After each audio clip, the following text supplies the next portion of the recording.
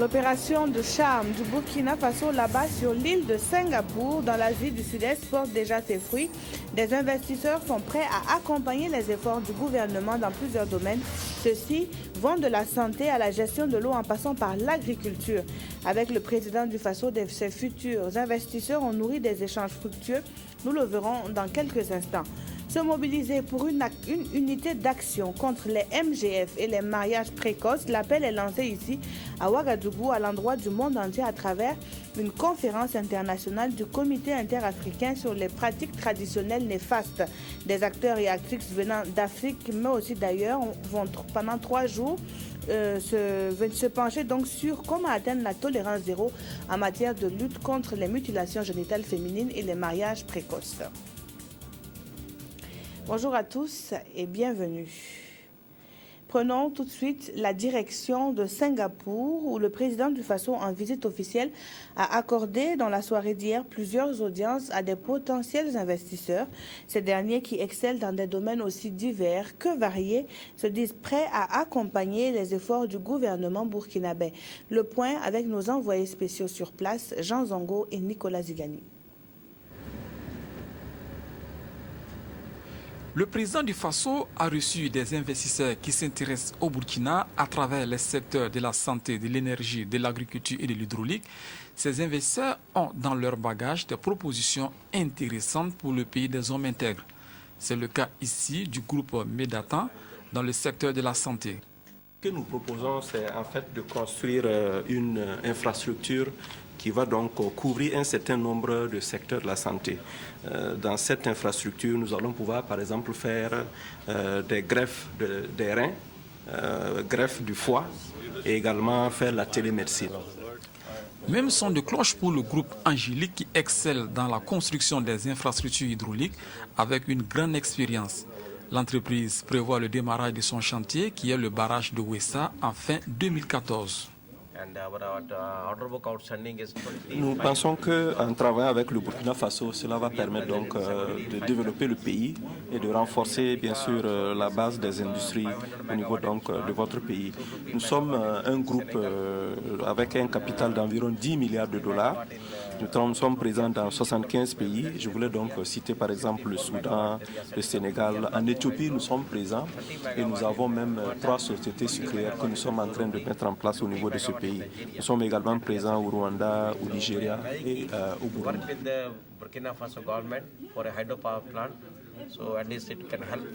Le groupe Sachdeva n'est pas un inconnu au Burkina. Il intervient dans le domaine de l'acier. Il s'intéresse aussi au secteur de l'énergie. On va discuter avec le président du Faso pour présenter un peu notre groupe. Nous menons des activités au niveau de l'Inde, du Moyen-Orient. Et au Burkina Faso, nous nous proposons donc de travailler dans le secteur de l'énergie en utilisant donc les fioul lourds. Et le président du Faso m'a instruit donc de rencontrer l'équipe conduite par le ministre chargé de l'énergie pour discuter un peu des modalités pratiques pour que d'ici la saison chaude l'année prochaine, nous puissions donc accroître la capacité de production de l'énergie au Burkina Faso. Le groupe Sucrotech International vise Bagrépol pour apporter un plus au développement socio-économique du Burkina. Le président du Faso, nous avons échangé autour d'un projet de construction d'une usine de sucre à Bagrépol. Et à travers donc cette usine, nous pensons bien sûr produire du sucre, mais également de l'éthanol et de l'électricité. Nous pensons qu'en réalisant ce projet, il est prévu une composante construction de dispensaires d'hôpitaux et également construction d'écoles. Nous pensons que ça va donc renforcer le développement socio-économique du pays. Il faut noter que la plupart de ces investisseurs reçus par le président du Faso ce jour viennent de l'Inde. Et puis ce communiqué apporté à votre connaissance, communiqué de la Sonabel, suspension des frais de pénalité sur les factures de consommation d'électricité. La Sonabel porte à la connaissance de l'ensemble de sa clientèle que les frais de pénalité pour retard de règlement de facture sont suspendus du 28 avril au 31 mai 2014. Elle saisit cette occasion pour traduire toute sa reconnaissance à la clientèle et aux usagers de l'électricité pour la compréhension dont ils font montre durant cette période de délestage. Du reste, tout le personnel de la société est à pied d'œuvre pour réduire les désagréments consécutifs à cette situation. C'est un communiqué émanant du directeur général Singuier Aki, chevalier de l'Ordre national. La suite donc de ce journal avec Ouagadougou qui abrite ainsi depuis ce matin une conférence internationale sur les mutilations génitales féminines et les mariages d'enfants. Ils sont venus d'Afrique, d'Europe et d'Asie pour marquer aux côtés de la première dame du Burkina leur ambition de barrer la route aux pratiques néfastes encore perpétrées contre la femme et la jeune fille. Dès l'ouverture officielle de la rencontre, l'objectif à atteindre a été défini, c'est la tolérance zéro. Salinana. Renforcer le pont entre l'Afrique et le monde pour accélérer la tolérance zéro aux mutilations génitales féminines et au mariage d'enfants, c'est sous ce thème que les participants à cette conférence internationale de Ouagadougou réfléchissent et échangent sur les programmes et activités mises en œuvre en vue de faire disparaître les pratiques traditionnelles néfastes qui ont des conséquences dramatiques sur la santé des femmes et des petites filles. Notre rencontre constitue donc une réelle opportunité de revisiter la situation actuelle des mariages d'enfants et des MGF en Afrique et dans le monde qui font obstacle à la jouissance effective des droits des femmes et des enfants et au développement des pays concernés. Il est plus que jamais indispensable pour les acteurs de terrain de développer une approche basée sur une synergie d'action et des stratégies intégrées, multisectorielles et pluridisciplinaires afin de prendre en compte les autres problématiques en lien avec les MGF. 2 ans après l'adoption de la résolution onusienne intensification de l'action mondiale visant à éliminer les MGF, le constat est toujours amer. Selon les indicateurs internationaux en Afrique, 3 filles sur 10 sont encore victimes de mutilations et sur 1000 femmes traditionnellement mariées, plus de la moitié sont mineures. Une triste réalité qui nécessite l'urgence d'une synergie d'action afin d'accélérer la tolérance zéro au MGF et au mariage précoce. La petite fille a donné en mariage avant même d'avoir les 18 ans, les conséquences de la mutilation génitale féminine, ça peut se noter plus gravement dans cette fille que dans une femme âgée déjà de plus de 20 ou 25 ans. Il est important de nous rappeler en tant que comité national de différents pays qui luttent pour l'abandon des pratiques néfastes que nous devrons se rejoindre, qu'on devrait unir nos efforts et surtout aussi avec la collaboration de nos gouvernements. Pour la première dame du Burkina Faso, on note des avancées significatives dans la lutte contre ces pratiques avilissantes. Des résultats encourageants qui invitent à redoubler d'efforts pour un développement humain durable. Les différentes activités ont permis une plus grande prise de conscience face à ces phénomènes et à l'engagement des partenaires financiers dans la lutte. Je remercie l'ensemble des membres du comité interafricain qui ont fait de moi leur porte-flambeau du combat pour l'égalité du genre à travers le monde. Je suis reconnaissante envers l'ensemble des acteurs qui ont consenti des efforts et des sacrifices importants afin d'atteindre des résultats fort appréciables dans la promotion des droits humains des femmes et des enfants. Pour ma part, je réitère ma disponibilité à toujours apporter ma modeste contribution en vue de donner de nouveaux espoirs aux femmes et aux filles. Ces assises vont durer 3 jours. Elles sont suivies de la 8e Assemblée générale du CIAF qui, depuis 30 ans, se mobilise pour renforcer l'unité d'action. Elle offre également une nouvelle opportunité à ces acteurs de la lutte venus d'Afrique, d'Europe et d'Asie d'évaluer les progrès réalisés et les défis rencontrés lors des campagnes contre les MGF. Le Comité national de lutte contre le tabac, lui, se félicite des activités menées l'année dernière et ce, au regard des résultats engrangés. Pour l'année à venir, les perspectives sont claires. Il faut renforcer la lutte pour réduire les risques liés au tabac. À l'Assemblée générale du comité, Zalissa Sanfo a assisté et voici son compte rendu.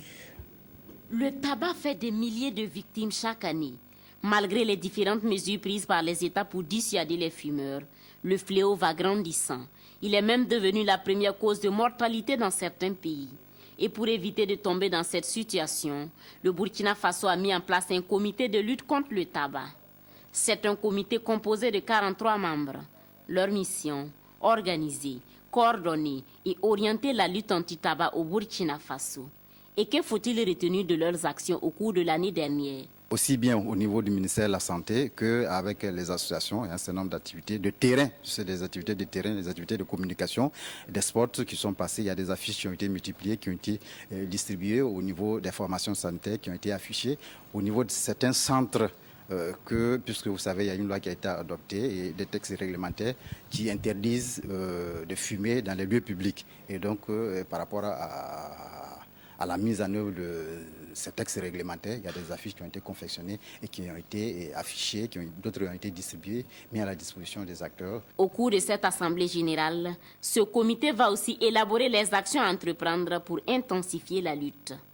La journée mondiale sans tabac est célébrée le 31 mai de chaque année et l'Organisation mondiale de la santé appelle tous les États à augmenter les taxes sur le tabac. En matière de justice liée aux crimes économiques et financiers, les magistrats en charge de ces dossiers mettent à jour leurs connaissances. À l'issue de 5 jours de formation, ils devraient être à même de rapidement détecter, qualifier et réprimer les crimes liés à la délinquance économique et financière. Les travaux se déroulent à Bobo-Dioulasso. Le reportage est de Sanoua, Christine Koulibaly.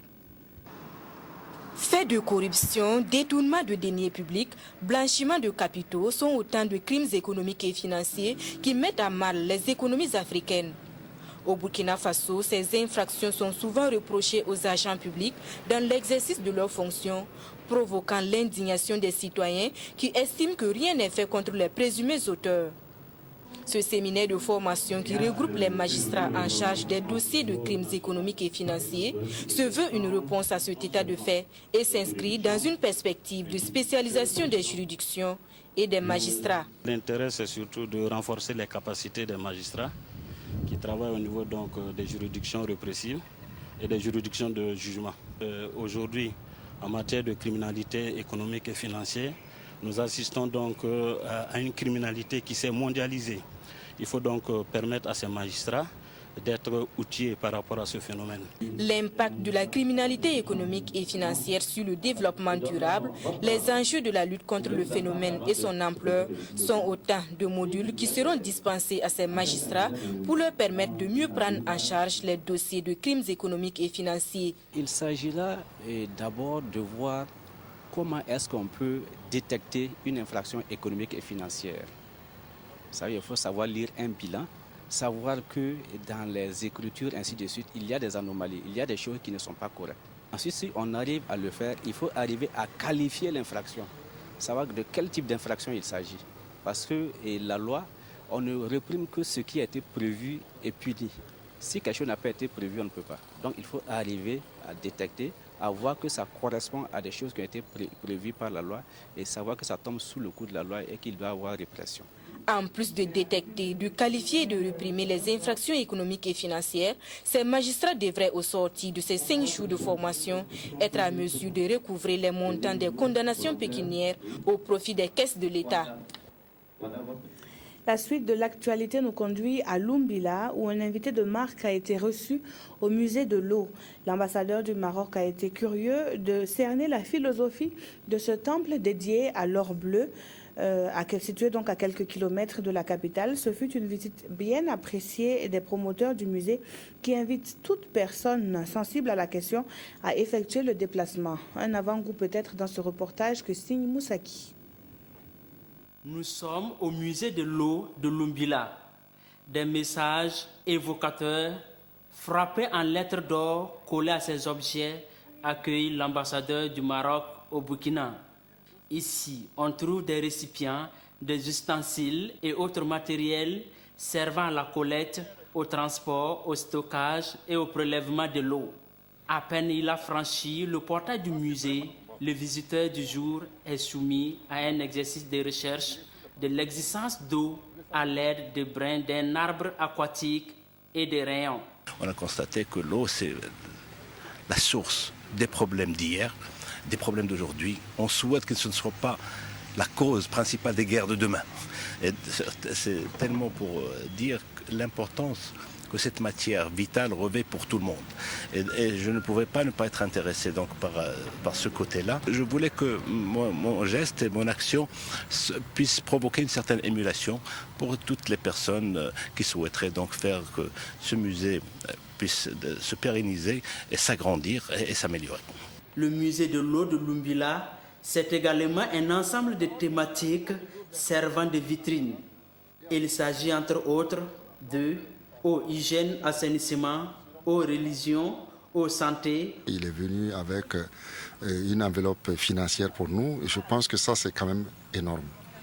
Et deuxièmement, l'objectif de sa visite c'était de dire que c'est pas grand-chose mais je veux aider à ce que les autres ambassades puissent aider le musée à avancer.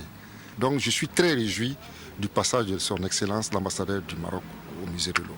Ce musée regorge le savoir-faire des populations du Burkina et d'ailleurs une riche diversité culturelle que le promoteur a voulu et veut conserver pour des générations présentes et futures.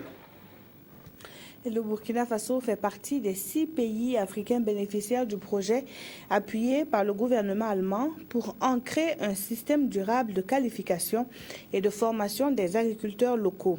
Pour cela, l'on part du principe que les acteurs bien formés élaborent mieux les plans d'investissement agricole et enfin contribuent de façon ciblée à lutter contre la faim. Les détails avec Moumouni Soubeiga. Le projet de formation professionnelle agricole est une initiative du gouvernement allemand. Il vient en appui au programme détaillé de développement de l'agriculture en Afrique. Sa stratégie, instituer un système durable de qualification et de formation du monde agricole. C'est essentiel de renouveler, de moderniser l'agriculture à travers la formation. On a un besoin criant de bons techniciens, surtout à la transformation des produits agricoles, afin qu'ils soient mis sur le marché, afin que les agriculteurs puissent augmenter leurs revenus et sortent du carcan de l'autoproduction, autoconsommation. Pour la phase pilote, 6 pays dont le Burkina bénéficient de ce projet. Un projet qui entre en droite ligne des politiques agricoles envisagées au niveau national. La valorisation de l'agriculture viendra surtout de la commercialisation et de la transformation. Et ce projet est extrêmement important pour le développement du secteur agricole, du secteur rural en général. Le projet de formation professionnelle agricole va durer 3 ans. En attendant son démarrage, ces acteurs du domaine agricole sont à la recherche d'un plan opérationnel pour baliser le terrain et garantir une réussite à ces projets. Et dans cette même lancée au secteur agricole, donc l'appui au secteur agricole, la direction de la protection des végétaux développe des initiatives pour réduire les difficultés phytosanitaires des agriculteurs. Une clinique des plantes implantée dans 9 régions agricoles du pays pour accompagner rapidement et spécifiquement les agriculteurs. 9 régions donc sont concernées par ce projet qui verra le jour une fois les études amendées. Nathalie Sawadogo.